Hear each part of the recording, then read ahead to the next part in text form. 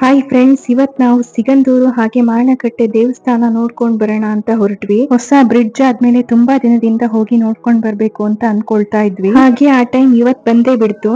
ಹಾಗೆ ಅಪ್ಪ ಅಮ್ಮ ಬಾಗಿನ ಕೊಡಕ್ಕೆ ಅಂತ ಬಂದಿದ್ರು, ಅವ್ರನ್ನು ಕರ್ಕೊಂಡು ಹಾಗೆ ಊರಿಗೆ ಹೋಗ್ಬಿಟ್ಟು ಅತ್ತೆನೂ ಕರ್ಕೊಂಡು ಜೊತೆಲಿ ಹೊರಟ್ವಿ. ದಾರಿಲಿ ಹೋಗುವಾಗ ಒಂದ್ ಕೆರೆ ಸಿಕ್ತು ನೋಡಿ. ಯಾವ ಕೆರೆ ಅಂತ ಗೊತ್ತಿಲ್ಲ, ಆದ್ರೆ ಆ ಕೆರೆ ತುಂಬಾ ತಾವರೆ ಹೂವಿನ ಗಿಡಗಳು ನೋಡಕ್ಕೆ ಸಖತ್ತಾಗಿತ್ತು. ನಾನು ನೇಚರ್ ನ ತುಂಬಾ ಇಷ್ಟ ಪಡ್ತೀನಿ. ಅಂತೂ ಇಂತೂ ಸೇತುವೆ ಹತ್ರ ಬಂದೇ ಬಿಟ್ವಿ. ವಾವ್, ಏನ್ ಸಖತ್ತಾಗಿದೆ ಫ್ರೆಂಡ್ಸ್. ಸೇತುವೆ ಎಲ್ಲೋ ಸ್ವರ್ಗದಲ್ಲಿ ಹೋಗ್ತಿರೋ ಹಾಗೆ ಅನಿಸ್ತಿದೆ. ಮೋಡಗಳು ಇನ್ನೇನ್ ಕೈಗೆ ಸಿಗುತ್ತೇನೋ ಅಂತ ಅನಿಸ್ತಿದೆ ಫ್ರೆಂಡ್ಸ್. ಸೇತುವೆ ಅಂತೂ ಸೂಪರ್ ಆಗಿದೆ ಫ್ರೆಂಡ್ಸ್. ಈ ಬ್ರಿಡ್ಜ್ 2.1 ಕಿಲೋಮೀಟರ್ ಉದ್ದ ಹಾಗೆ 16 ಮೀಟರ್ ಅಗಲ ಇದೆ. ಇದು ನಮ್ ದೇಶದ 2ನೇ ಅತಿ ದೊಡ್ಡ ಕೇಬಲ್ ಬ್ರಿಡ್ಜ್ ಅಂತೆ. ಈ ಸೇತುವೆ ಕನ್ಸ್ಟ್ರಕ್ಷನ್ ಮಾಡೋಕೆ 423 ಕೋಟಿ ರೂಪಾಯಿ ಖರ್ಚಾಗಿದೆಯಂತೆ. ಎಷ್ಟು ದೊಡ್ಡ ಅಮೌಂಟ್ ಅಲ್ವಾ.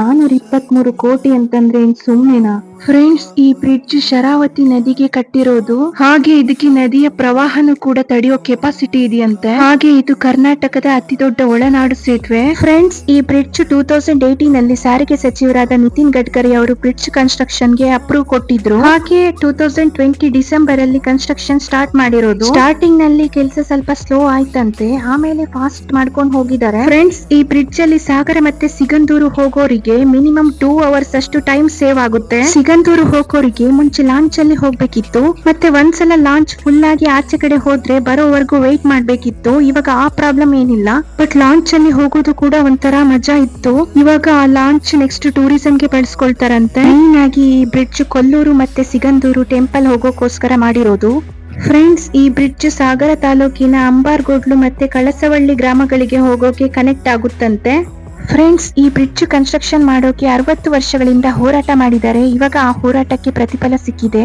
ಈ ಸೇತುವೆ 6 ದಶಕಗಳಿಂದ ಸಂಚಾರದ ಮೂಲಭೂತ ಸೌಕರ್ಯಗಳನ್ನೇ ಕಾಣದೆ ಬದುಕ್ತಾ ಇರೋ ಶರಾವತಿ ಬ್ಯಾಕ್ ವಾಟರ್ ಭಾಗದ 40ಕ್ಕೂ ಹೆಚ್ಚು ಗ್ರಾಮಗಳಿಗೆ ಮತ್ತು ಇನ್ನೊಂದಷ್ಟು ಊರುಗಳಿಗೆ ಸಂಪರ್ಕಿಸುವ ನಿಟ್ಟಿನಲ್ಲಿ ಮಹತ್ವದ ಪಾತ್ರ ವಹಿಸಿದೆ. ಅವರಿಗೆಲ್ಲ ಎಷ್ಟು ಖುಷಿಯಾಗಿರುತ್ತೆ ಅಲ್ವಾ ಫ್ರೆಂಡ್ಸ್. ಇವಾಗ ಇಳಿದು ಬಿಟ್ಟು ನೋಡೋಣ ಹೇಗಿದೆ ಅಂತ ಸೇತುವೆ.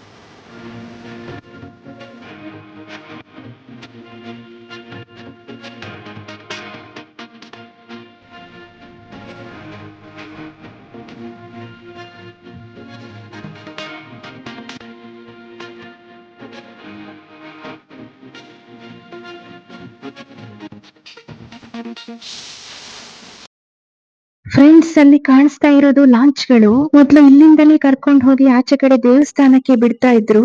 ನೆಕ್ಸ್ಟ್ ಆ ಲಾಂಚ್ ಅನ್ನ ಟೂರಿಸಂ ಗೆ ಯೂಸ್ ಮಾಡ್ಕೊಳ್ತಾರಂತೆ. ನಾವೆಲ್ಲಿ ಹೋದ್ರು ಇವ್ರ ಗುಂಪಂತೂ ಎಲ್ಲಾ ಕಡೆ ಇದ್ದೇ ಇರ್ತಾರೆ ನೋಡಿ. ಬಾಯಲ್ಲಿ ಏನೋ ಇಟ್ಕೊಂಡ್ ಜಗಿತಾ ಇದೆ. ಪೋಸ್ ನೋಡಿ, ಒಳ್ಳೆ ಅಜ್ಜಿರು ಬಾಯಲ್ಲಿ ಎಲೆ ಅಡಿಕೆ ಇಟ್ಕೊಂಡ್ ಜಗಿತಾ ಇರಲ್ವಾ, ಆ ತರ ಜಗಿತಾ ಕೂತ್ಕೊಂಡಿದೆ.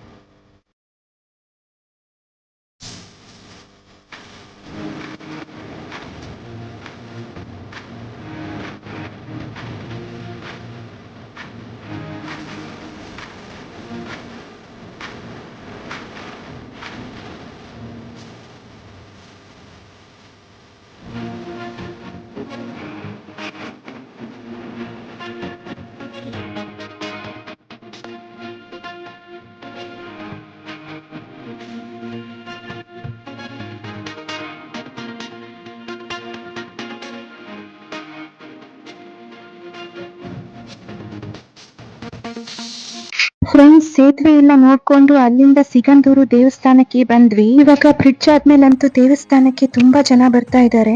ದೇವಸ್ಥಾನದಲ್ಲಿ ಇವಾಗ ಕೊಲ್ಲೂರು ಮತ್ತೆ ಧರ್ಮಸ್ಥಳದಲ್ಲಿ ಬ್ಯಾರಿಕೇಡ್ ಮಾಡಿದಾರಲ್ಲ, ಅದೇ ಸಿಸ್ಟಮ್ ಮಾಡಿದ್ದಾರೆ. ದೇವರ ದರ್ಶನಕ್ಕೆ 2 ಗಂಟೆ ಕಾದಿದೀವಿ ನೋಡಿ. ಊಟಕ್ಕೆ ಏನ್ ಅಷ್ಟೊಂದು ರಶ್ ಇರ್ಲಿಲ್ಲ. ಊಟ ಎಲ್ಲ ಮುಗಿಸ್ಕೊಂಡು ಮತ್ತೆ ನಾವು ಬ್ರಿಡ್ಜ್ ಕಡೆ ಹೋಗೋಣ ಅಂತ ಹೊರಟ್ವಿ. ಸ್ವಲ್ಪ ಮಳೆ ಬರ್ತಾ ಇತ್ತು. ಮಳೆಯಲ್ಲಿ ಹೇಗ್ ಅನ್ಸುತ್ತೆ ನೋಡೋಣ ಅಂತ ಹೊರಟ್ವಿ. ಬಟ್ ಮಳೆಲಂತೂ ಸೂಪರ್ ಆಗಿರುತ್ತೆ ಹೋಗೋಕೆ. ಆ ಗಾಳಿ ಮಿಸ್ಟ್ ಜೊತೆಗೆ ಸಖತ್ತಾಗಿರುತ್ತೆ ಫ್ರೆಂಡ್ಸ್. ಟೈಮ್ ಇದ್ರೆ ನೀವು ಒಂದ್ಸಲ ಹೋಗ್ ಬನ್ನಿ, ಆಯ್ತಾ?